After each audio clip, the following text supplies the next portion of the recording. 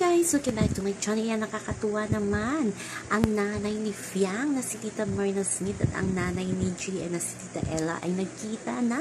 Nag-date na sila before Saturday ata. Nagkita na ang mga nanay ni Fiang at ni GM. Ayan, nagkakasundo sila.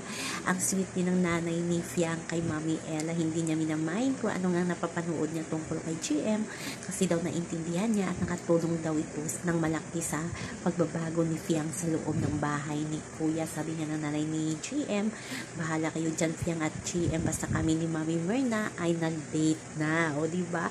Ang saya sana no pag naging okay itong si GM at si Fiang, kaso alam naman natin na si Fiang ay manliligaw sa labas at ito naman si GM ay paurong sulong.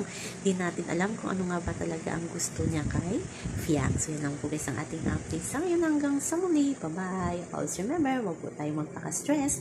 Please like, share, subscribe my channel para ma-update kayo sa mga bago kong upload.